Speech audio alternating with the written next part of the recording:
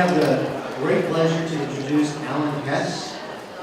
Alan Hess is an architect and historian, as well as the architecture critic for the San Jose Mercury News. He has written 19 books and is the foremost authority on mid-century modern architecture in Las Vegas and Palm Springs. We're delighted to have him here with us because we are still learning from Las Vegas.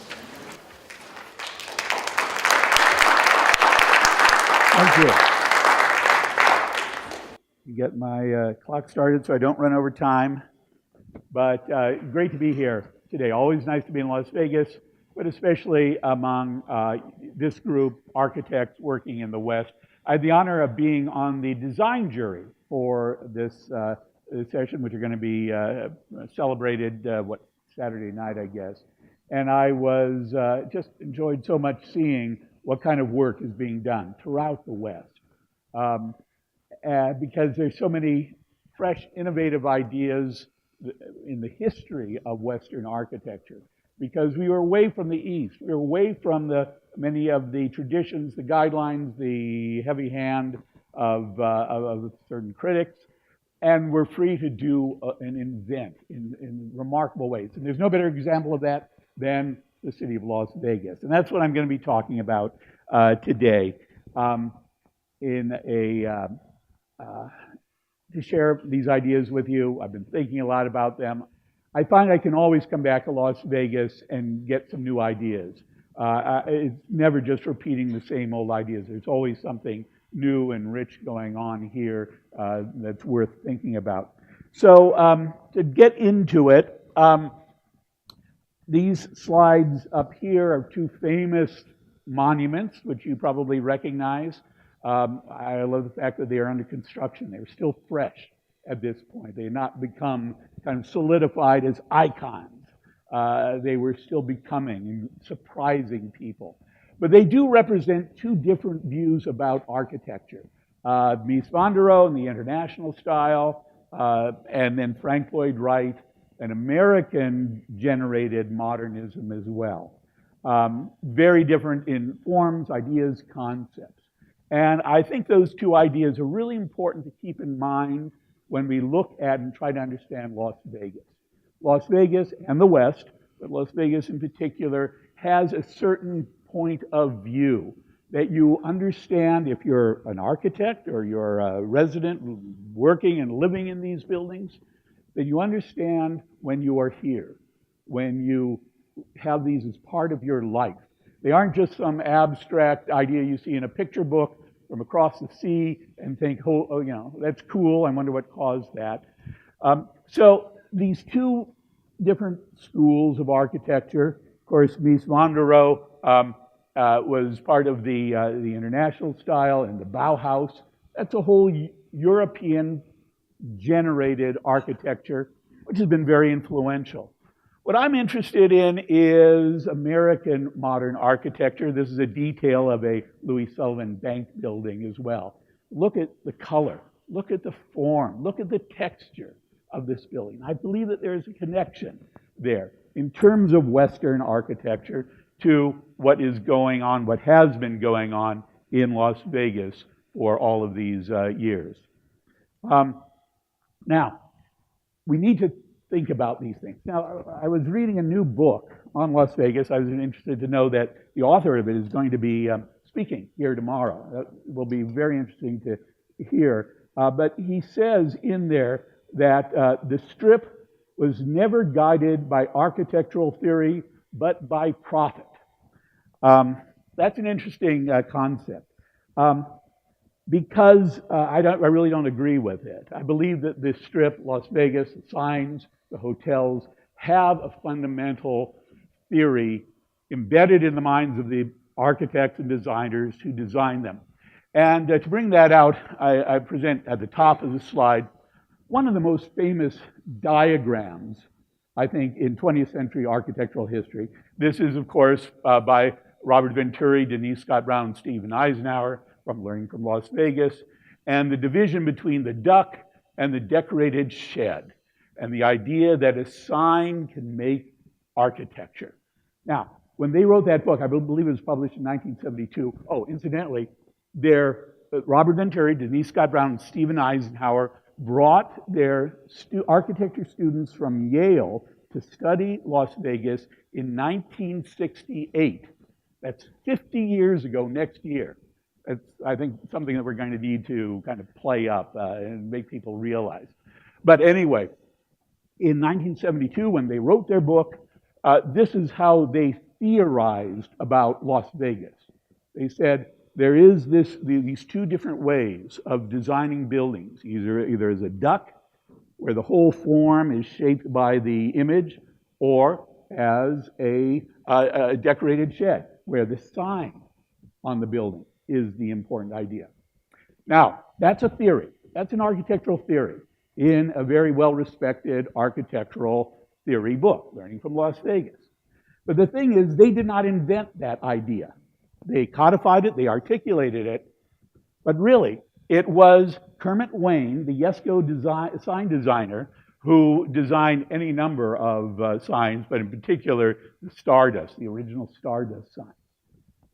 He used that theory, not writing it down in a textbook, but designing it. That's what he was going from. He saw that the building was a decorated shed, and so you made this great sign which gave it a sense of monumentality. So that's why I believe that Las Vegas, through the years, does have an embedded sense of theory, strategy, ideas, concepts that architects, the good architects, the really innovative architects, have always designed from. Now, there are a couple of different ideas. I'm going to go through a lot of ideas here. One is sources. Where do you get inspiration for a building, a design? One idea, of course, is vernacular architecture, the architecture of utilitarian buildings, of functional buildings, like a grain elevator, for example. Purely functional. And yet, from it, modern architects, in particular architects in the international style, Mies van der Rohe, Le Corbusier, Walter Gropius, found architectural ideas that they could use.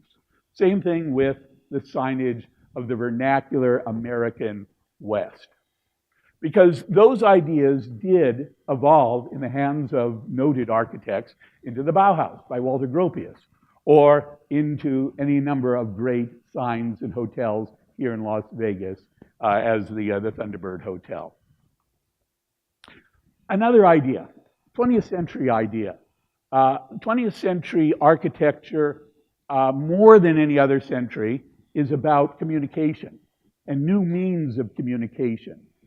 Neon signs are a means of communication.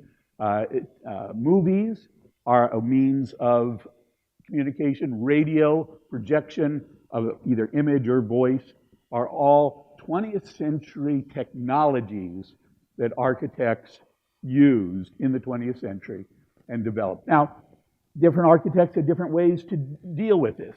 On here, this is a constructivist design, never built. It's for Pravda, the Soviet newspaper, for their Leningrad office.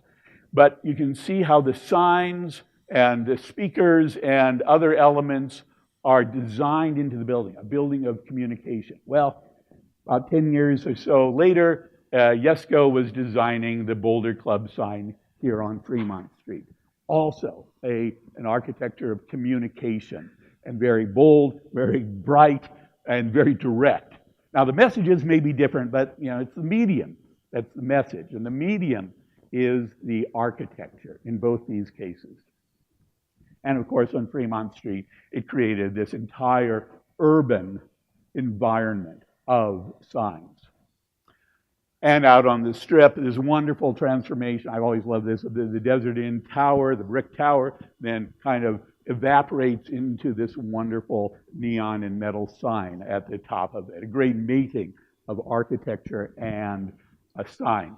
But that really came to a height, I believe, in the Mint. No longer there, of course, but also by Yesco, also by Kermit Wayne, one of the great sign designers there. And in this great sign with this great arch, suddenly the two-dimensional sign sticking out from the side of a building becomes three-dimensional. It becomes spatial. So that at the street, it has a canopy, and this is all one unified design, which draws people in. It has a circulatory, it has a spatial component. The sign is becoming architecture. The architecture is becoming a sign.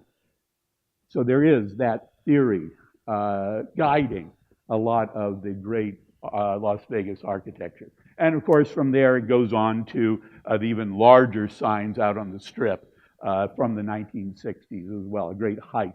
In fact, the Stardust sign here ended up on the cover of Art in America, the very high-toned, high-art art magazine in the late 1960s. It was so impressive to people then. But these ideas, the forms, keep reverberating through 20th century architecture. At the top we have, again, another example of constructivist architecture from Soviet Russia, where this was not an international style box with a flat roof at all. It was exploring other geometries, other shapes, other colors, and so forth. Never built, but here in Las Vegas, again, you can see that sort of exploration of forms, of shapes, and of purpose, of functions as well, in the signs and the architecture of Las Vegas. And I've just always been fascinated by, the close-up. These signs look great from standing, you're driving by at a great distance. But when you get up to them, they have a very real textural quality to them, especially in the sunlight through the day, and the peeling paint and the colors and the shapes and the forms as well. This is art and architecture, and it is coming from some deep understanding of what architecture is. Now, in the case of Las Vegas, and also a great deal of Western architecture, as we'll be seeing, it comes from a number of factors. One is economic. The economic function of these buildings are very important in shaping them. It certainly comes from tourism. And tourism is a major part of the Western economy. And architects, for many, many years, have been responding to that.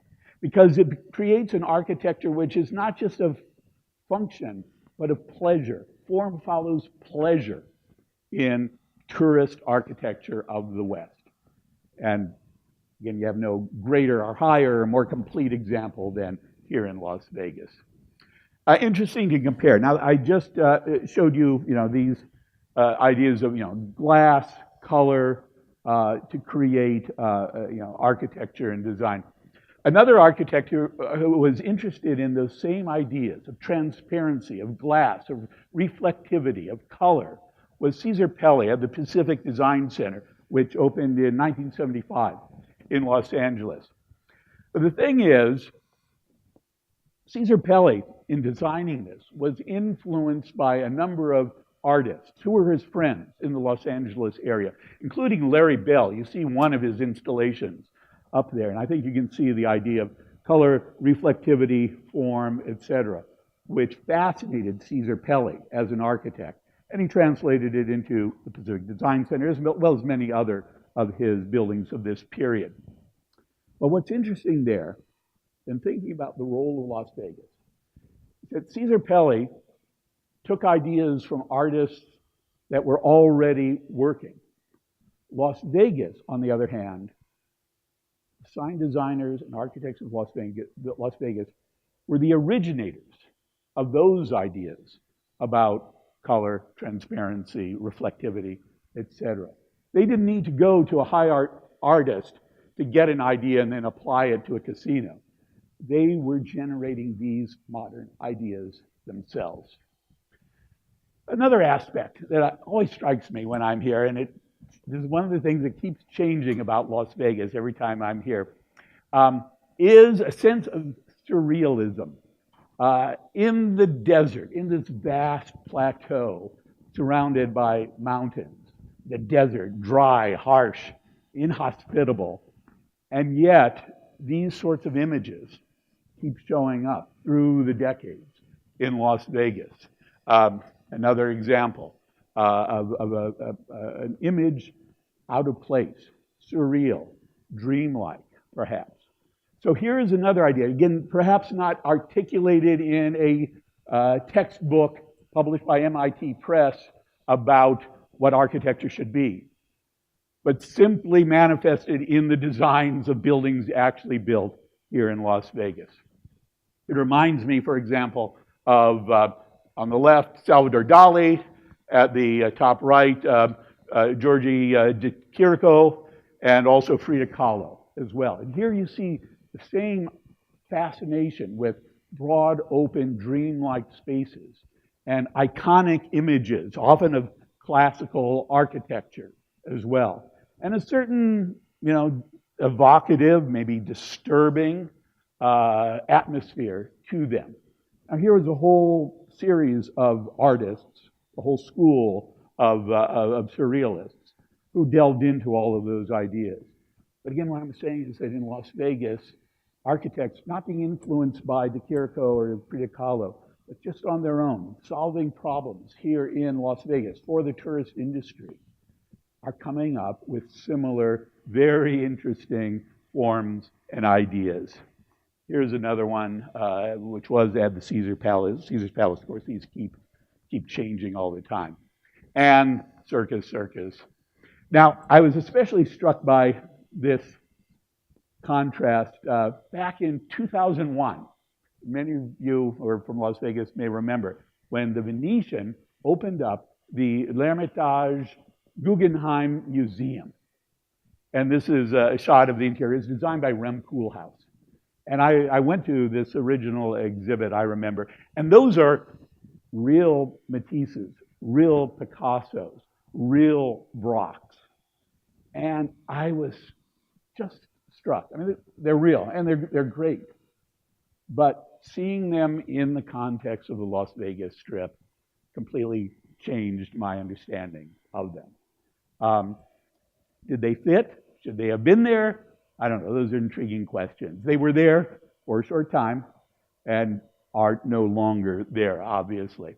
Oh, incidentally, these big metal walls, they were metal, and they rotated so that you could create different configurations of gallery space. It was an interesting idea for a museum, but did not last.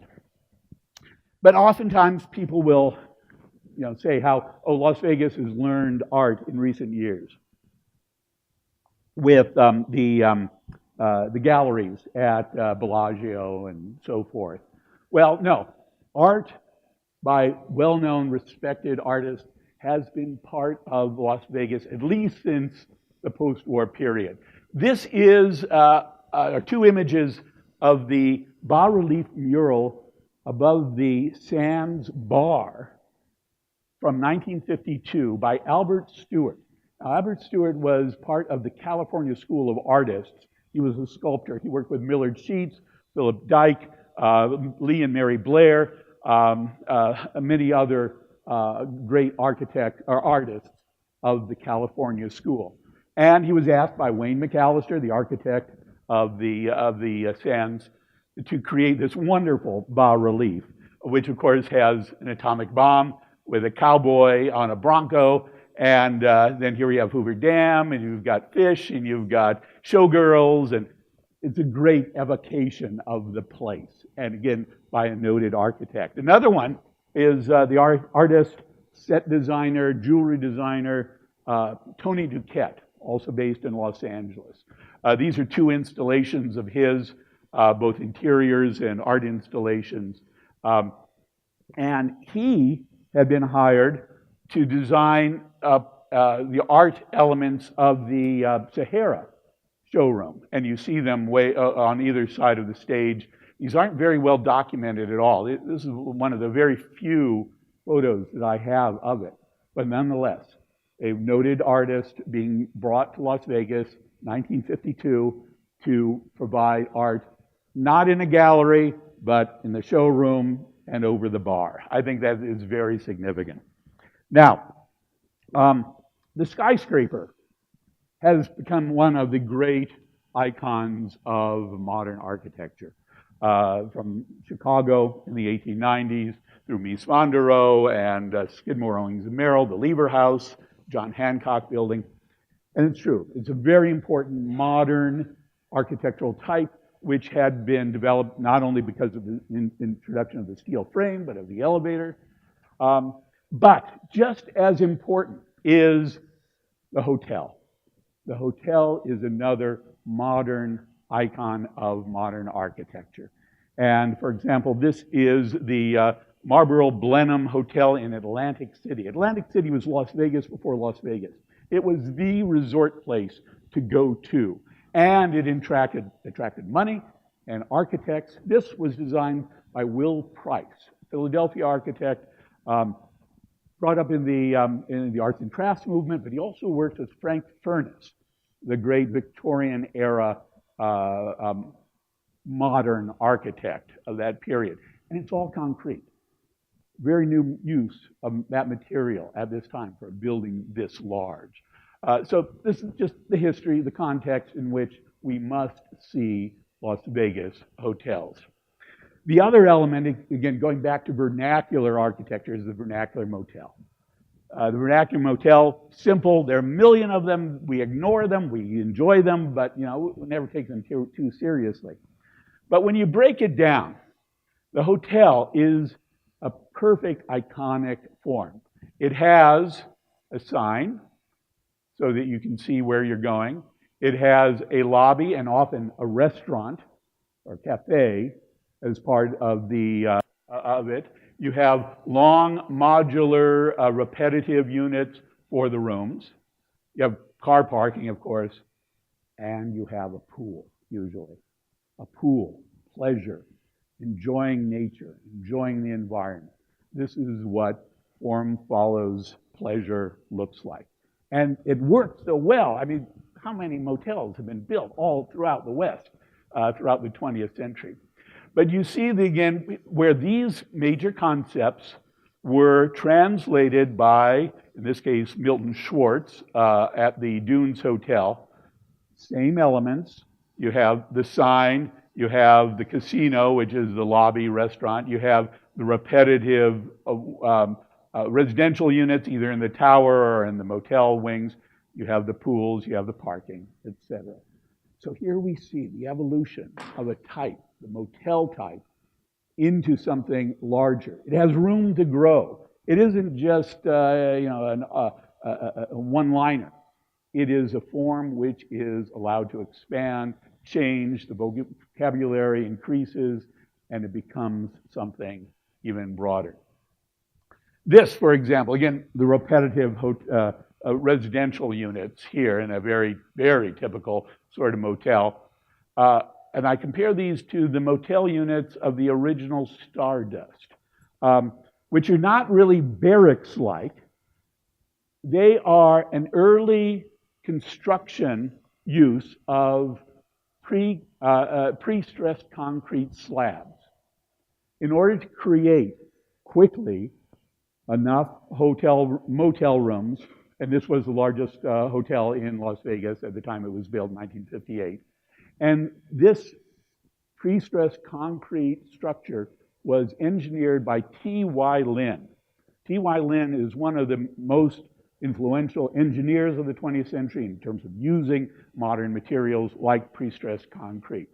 So Las Vegas thought enough of that idea and that concept to bring it over and use it at the Stardust. The pool. The pool is one of my favorite elements, of course, because it just embodies a sense of pleasure. Originally, at the last frontier, this, believe it or not, is the Strip. That's what it looked like in 1942. And there's the pool. The pool is basically a sign. Who wouldn't want to stop here and take a dip? But a very simple form.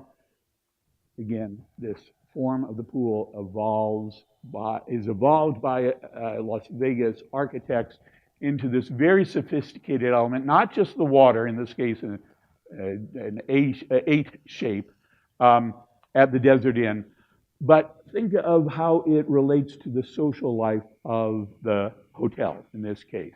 You, of course, have the restaurant overlooking it, at the restaurant bar at the top of the tower here. But then the two-story units as well. These are the motel, the rooms. And so you are able to be inside your room, quite private, by yourself, but look out and connect to the social scene going on at the pool. Or you can sit out on your deck or your balcony here. Or if you're feeling like you want to be a little bit more social, you get your swimming suit on and you sit on one of these chairs. Or you plunge in and swim yourself. This is a very sophisticated social architectural form.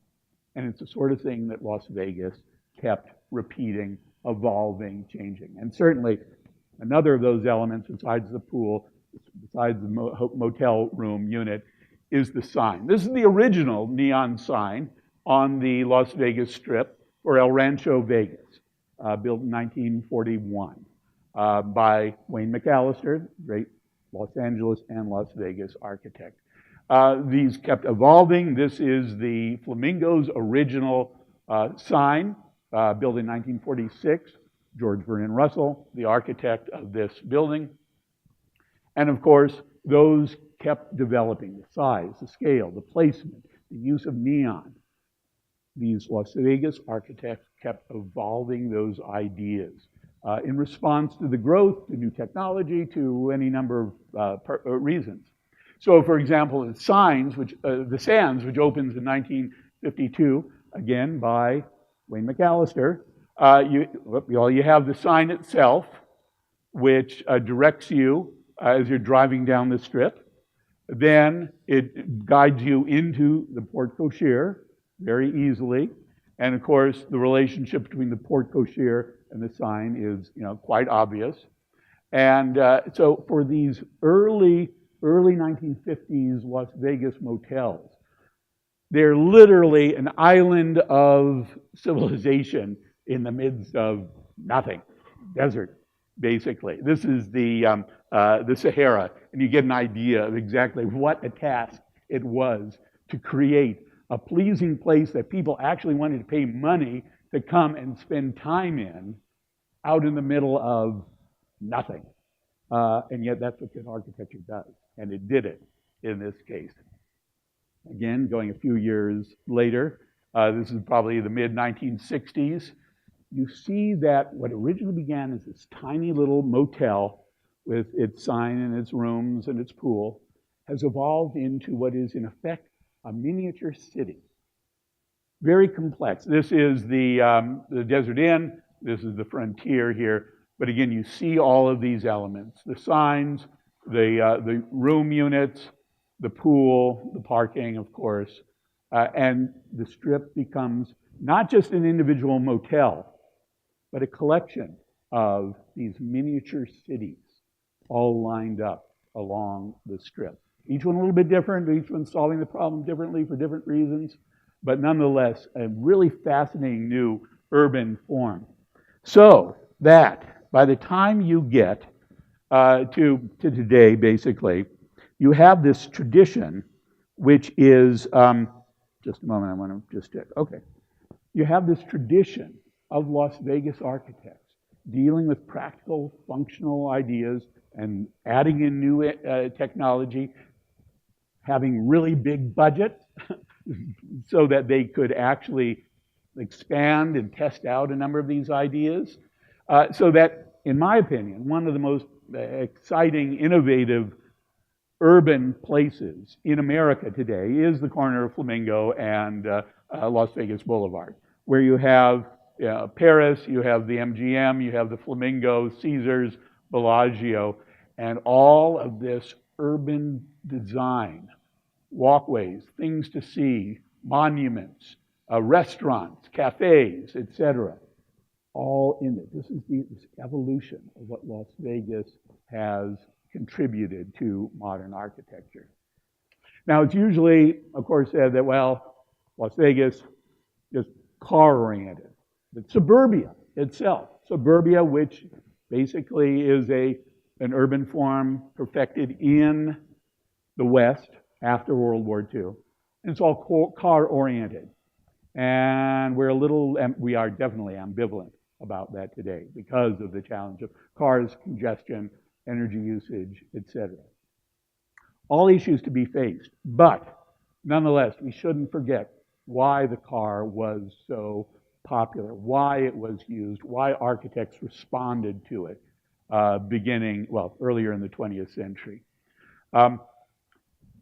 One of the things, of course, which is said is that the car is anti-pedestrian. And in the early years, when the hotels were very far spaced apart, you had very little pedestrian traffic between them. This was the front of the Caesars, of course. This is a real person. This is a statue. And the real people did come out and stand by the statues by the strip at that time to get their pictures taken. But then, again, Caesars and others had this idea of, well, let's make it more convenient for people to go from the sidewalk into the casinos. And this was an early version of this. Long gone again. Las Vegas is constantly experimenting, tearing down, trying something else. It is a continual process, of course. But there was this moving sidewalk from this exhibit here, this Tholos, this little temple right on the strip, into the main casino over here. And here's a view of what it looked like. You can see the construction going on as well. But then this has evolved today into, in this corner at Flamingo and the Strip, in front of Paris and so forth, where you have, God knows why or how this came to be, sidewalk cafes on the Strip, on the commercial Strip. And it works and people like it. No one would have expected that. No theorist about architecture would have ever predicted something like this. But Las Vegas architects saw the possibility, tried it out. This is one that worked. Now, this idea of the commercial strip and an architecture for it is another one which goes way back in Western architectural history. And certainly in Los Angeles, which has always been a model for Las Vegas. Many Los Angeles architects came over and did many of the early buildings in Las Vegas. But this is the Miracle Mile in Wilshire Boulevard, between like Lafayette Park and La Brea, basically. And it was developed as a real estate development beginning in the late 1920s by A.W. Ross. And what you see here is the first, what Rayner Banham called it, a linear downtown. It is linear, but it has all the elements of downtown. It has department stores, it has offices, it has theaters, and it has housing right behind here. Block in is housing. And of course, it has parking for the cars. This is another view of it near, let's see, well, okay, that's La Brea. That's La Brea right there, looking kind of west. But the idea was it was all planned so that these tall office buildings were spaced out so that in the long distances of the commercial strip, you would have this rhythm, this urban rhythm going along, but also providing all of these services of a downtown. You see the strip, of course, as a form in Las Vegas. This is from 1962. But you see it in Albuquerque. You see it in Brasilia as well. The capital city of Brazil, designed and mostly built between 1956 and 1960, kind of parallel to Las Vegas, by the great Brazilian architect Oscar Niemeyer and the planner Lucio Costa as well. This is a very early shot. This is the presidential palace. This is the Congress. That's the presidential palace. This is the Supreme Court. And this is the cathedral as well. But as you can see, it's the same large commercial strip sort of idea. And certainly in Los Angeles, architects completely redesigned, reconfigured architecture for this new condition of the commercial strip, of the automobile, of suburbia. Incidentally, these two examples are by Wayne McAllister, who then went on to design El Rancho Vegas and the Sands and the Fremont Hotel as well.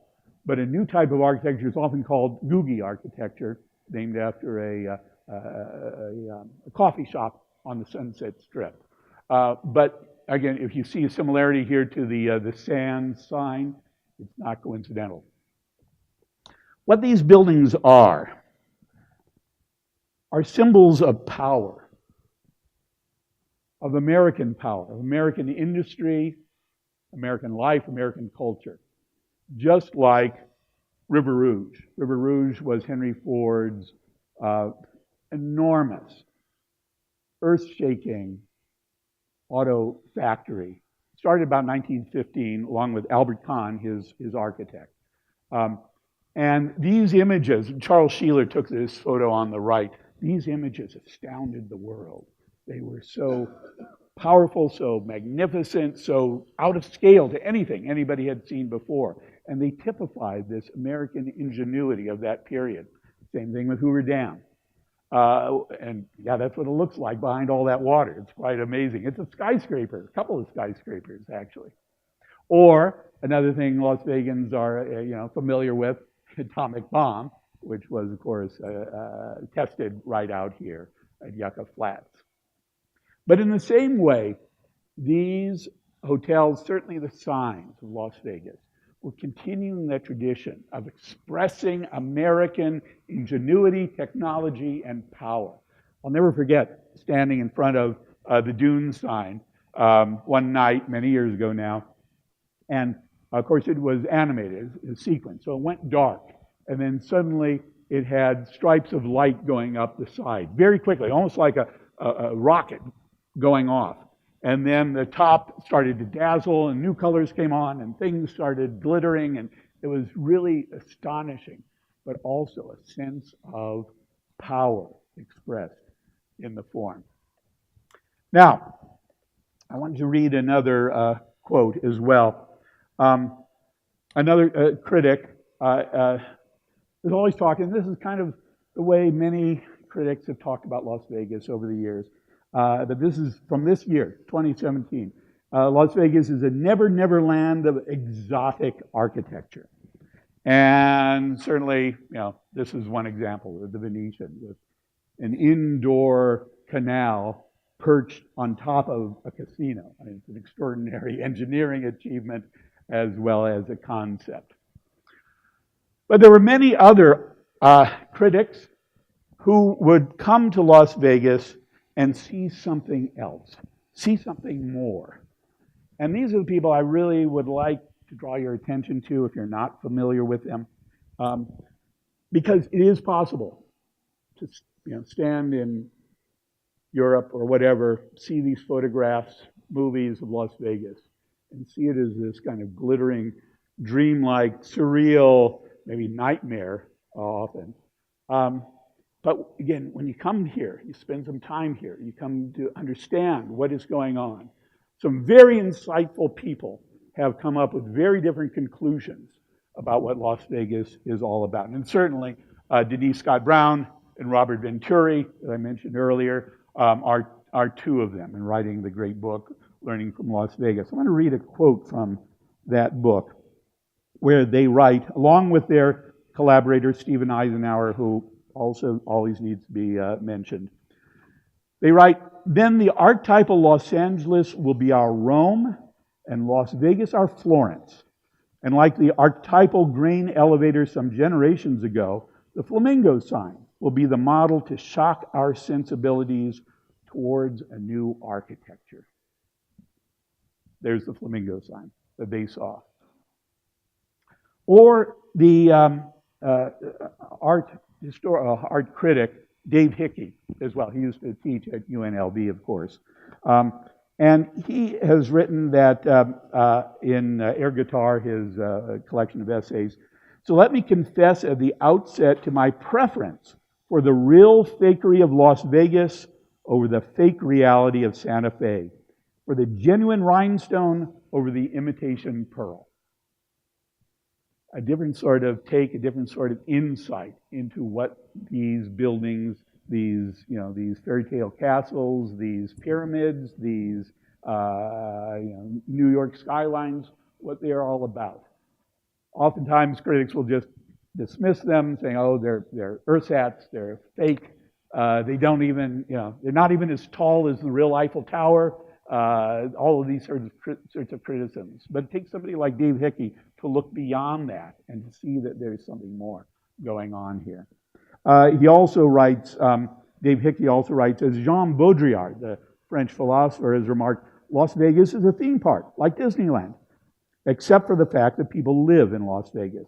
The same, I should note, can be said of Washington, D.C., or 5th century Athens, or Imperial Rome, or Santa Fe. Then, of course, I always like the insight of Hunter Thompson. We do need to take ourselves not terribly seriously, but this is the interior of Circus Circus when it was brand new. And Hunter Thompson, of course, said, the Circus Circus is what the whole hep world would be doing on Saturday night if the Nazis had won the war. Great, great insight. He's at least taking it seriously, and there's some truth probably to his comment as well. Or Rayner Banham, British architectural historian, wrote the great book, Los Angeles, the Architecture of Four Ecologies. And he talks about the high and continuous facades may be only an illusion made with light, but they are more convincing than many an attempt to create the same kind of effect, the same pedestrian dominance by means of solid and conventional architecture. The Strip remains in the memory of the superstrip of superstrips, not just the main drag of Las Vegas, but the main drag of the universal supercity of the American dream. Or Tom Wolfe, great originally journalist and novelist as well, who came to Las Vegas in the mid-1960s and celebrated the great sign artists of Las Vegas and their work.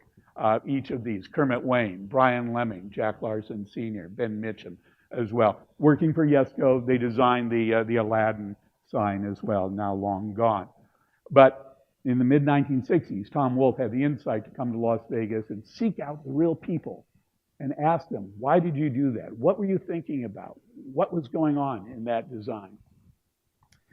And so we need to understand that Las Vegas does have a place in the history of American modern architecture. It's a major chapter that needs to be taken seriously. Another historian, Robert Brugman, the University of Illinois, Chicago. And up on the upper right is a picture of downtown Chicago around in the 1890s or around 1900. And he writes, visitors to the Loop in the 1880s and 1890s reported that they found a violently dynamic, ragged, congested, sooty place where virtually unrestrained private capital was erasing the familiar landmarks of the city and replacing them with what were widely regarded as brutally large, uncouth buildings.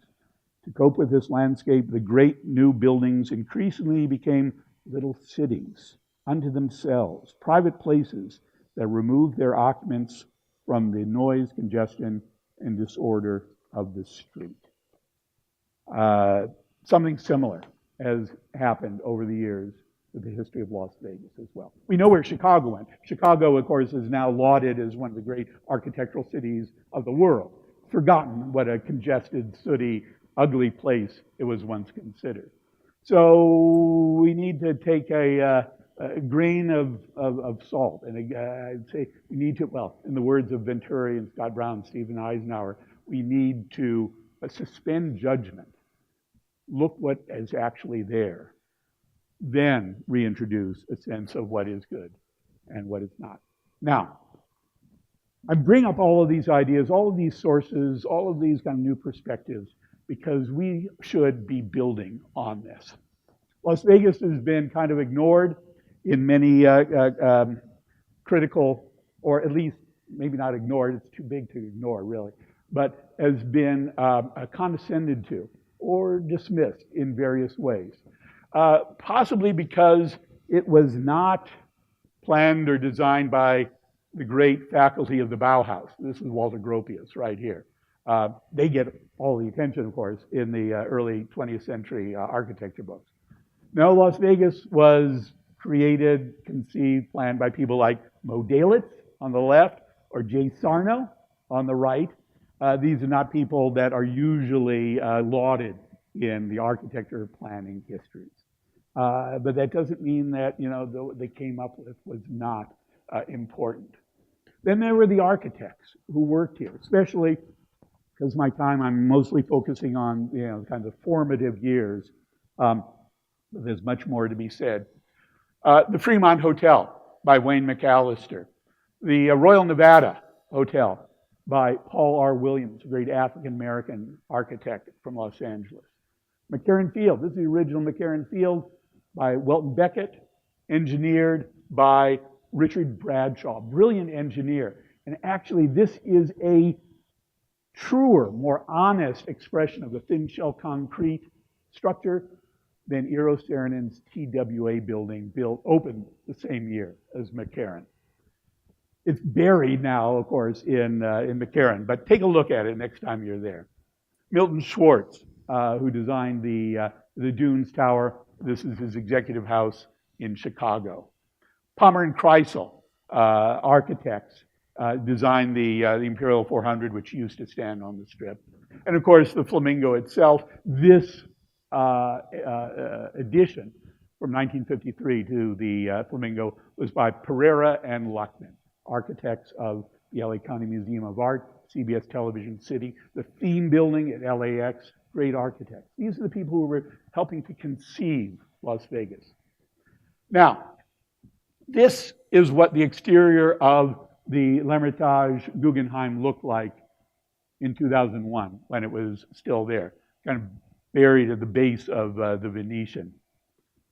And we have today, part of the reason for that was that Rem Koolhaas is a big name, and Frank Gehry was a big name who designed the Guggenheim inside of the Venetian.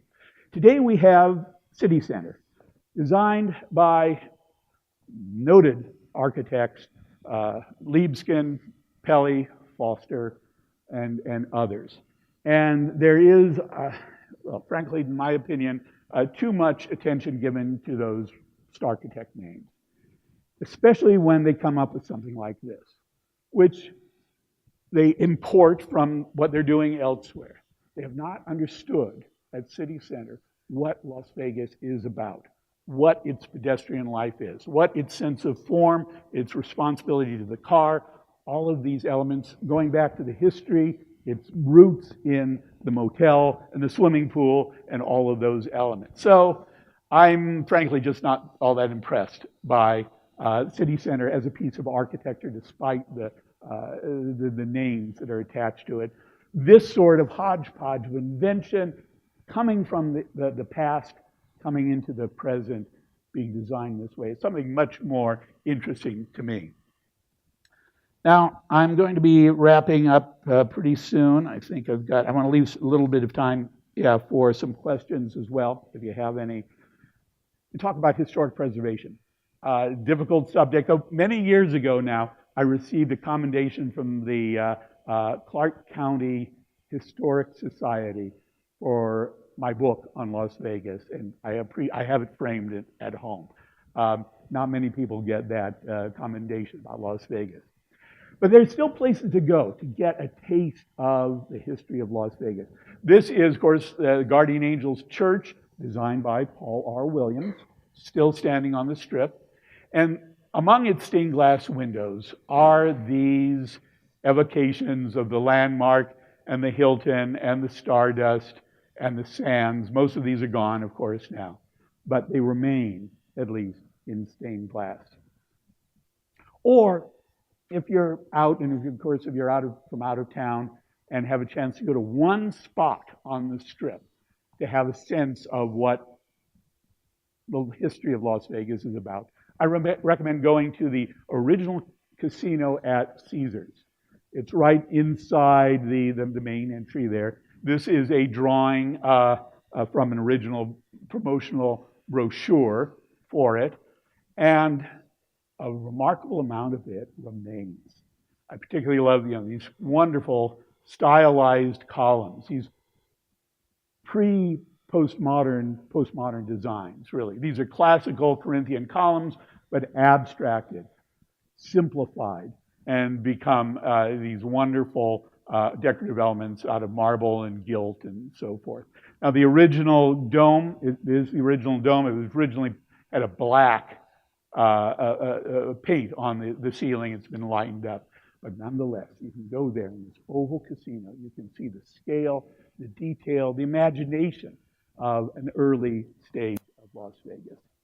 And I mention this and urge you to go see these things because it is my conviction as an architect and a historian as well that the best architecture in almost any city understands its roots and grows out of its roots.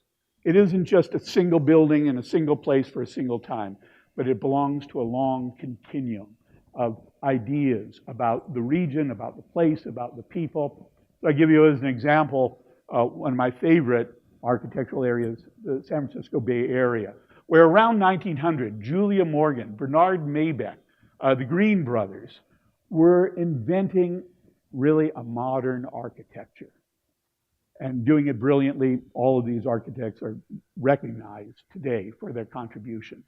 But that continued, that understanding of the place, of the materials, of the sensitivity to architecture was continued through the following decades in the work of William Worcester or Charles Warren Callister or Charles Moore. And to me, these give a region a strength and a quality, and not reinventing the wheel with every new building, but building on what has gone before. And to me, that is the basic message today to improve architecture. And as I said, on the design jury, I got a sense of a number of different buildings going on right now. And I would just say that Las Vegas, the West in general, developed all of these really innovative approaches to architecture over the last 100 years.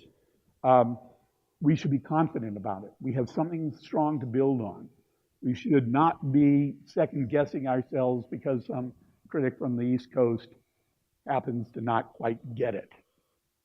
We should have the confidence to know that we're on the right track. And I hope that some of the examples I've given you today show that, and hopefully will convince you as you go forward. It is where the West begins. So, thank you very much.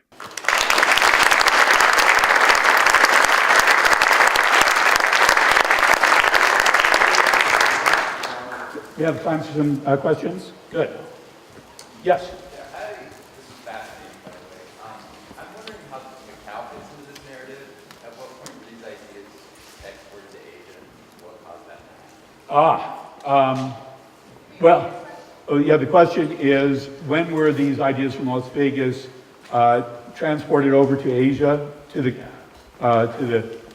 casinos and so forth being built over there? When those areas, especially China, began to open up and develop a tourist industry, which I'm not completely strong on my dates there, but I'd say in the 1990s. And it often was literally people from Las Vegas who went over there. The same companies often, but also the same architects, like Joel Berger, for example, who had a great influence on Las Vegas, of course. And again, the interesting thing about Joel Bergman, who passed away this last year, is that he had worked for Martin Stern Jr., who was the architect of the Hilton and originally part of the Sahara and the original MGM Grand. Again, this continuation of the history. And then it's transported over around the world as well.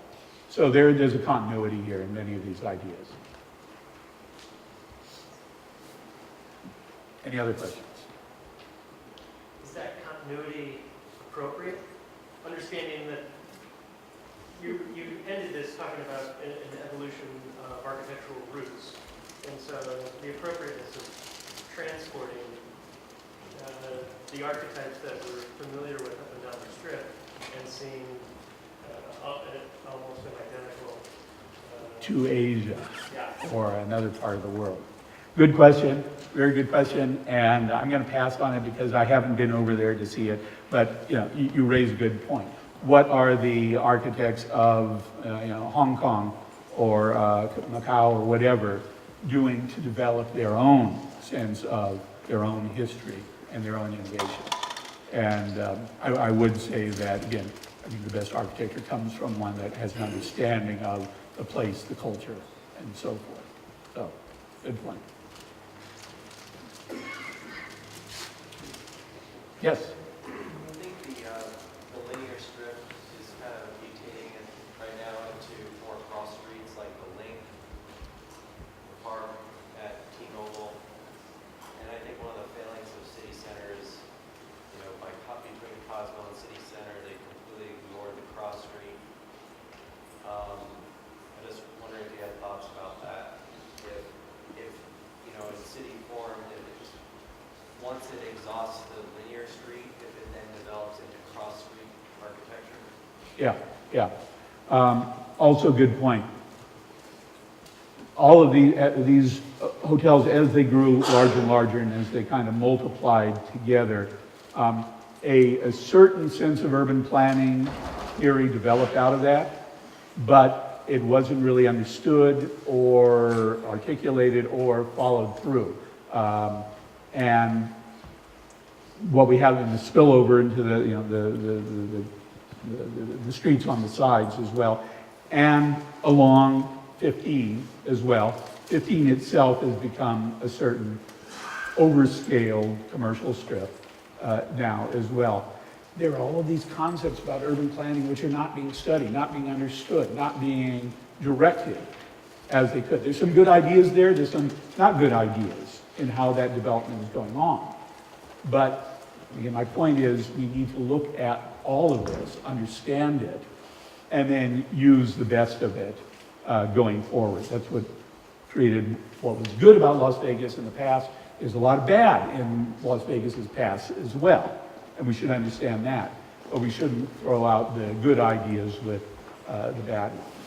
So from a larger urban planning perspective, yes, we should be looking at that spillover effect as the neighborhood, the whole city begins to grow. And again, it's not just Las Vegas. Similar things are happening in probably every other city in the, certainly in the West. Well, okay. Thank you very much.